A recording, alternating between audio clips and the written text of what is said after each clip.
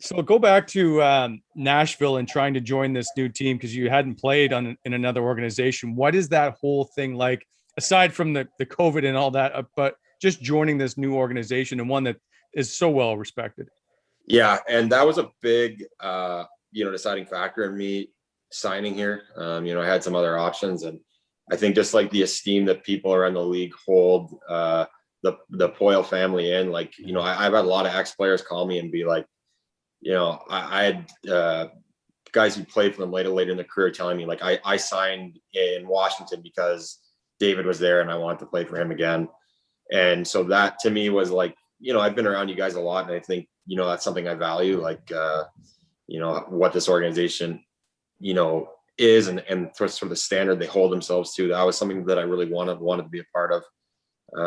And I was pumped to join, and everyone here has been great. And don't get me wrong, there's tons of amazing people in Ottawa, the staff, the medical guys, the athletic guys, the equipment guys.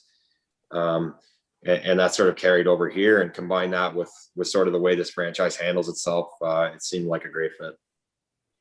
Was it tough to make that decision to eventually leave? I know you had to go because you weren't getting signed, but was it tough to go through all that?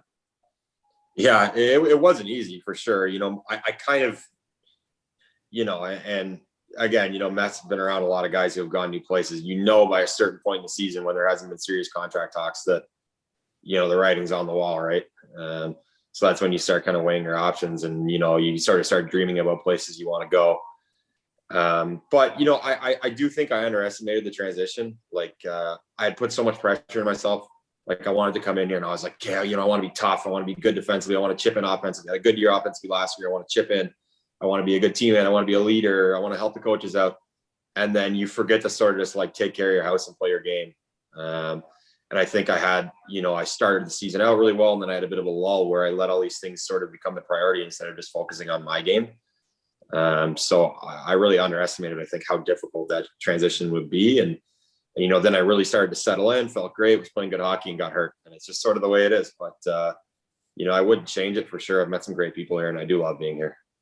Yeah. And that's such a great barn to play in when it's packed. Hey, like just from my past experiences playing in Nashville, like, it's one of those places where I feel like for many guys around the league, it's probably a top 5 location, right? Yeah. And I mean, obviously you've got a lot of integrity, Boro, and you believe in like the organizations, but it's also a great tax spot to avoid some of that stuff. So I mean, there's bonuses to everything, but you guys really cutting to the core of the issue. Yeah. No, but I just wanted to add, that's another element, the fan element there in Nashville. That's a huge advantage that team has going in there, because it's so loud, eh? So yeah. I feel like once things start to open up, that'll be a nice thing to kind of hear.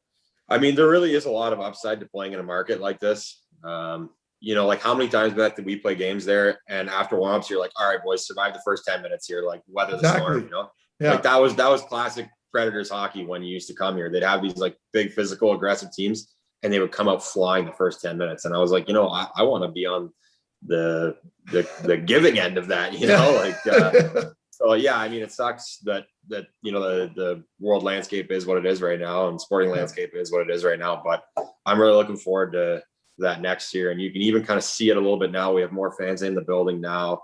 How many? How many do you guys have in there? I don't know the exact capacity. It's pretty small. Like, they've got it. They're doing it pretty well. But the fans are rowdy here regardless, and it's kind of like that party atmosphere is similar to Vegas, but I think the novelty of angry Canadians with no teeth is like pretty cool. So they do enjoy that, and I think it's a lot of fun. Yeah, imagine rowdy fans. I mean, you guys have that. I'm sure Wally's well aware of the strip right there on Broadway or whatever it's called.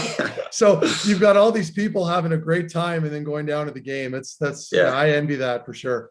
It is a good setup. They've done it well. Like you said, the rink's kind of right in the mix, and I think that's something that a market like Ottawa needs and could kind of learn from. Like, you really draw in a lot of people who aren't even like traditional hockey fans. They just do it for the experience and kind of the nightlife. So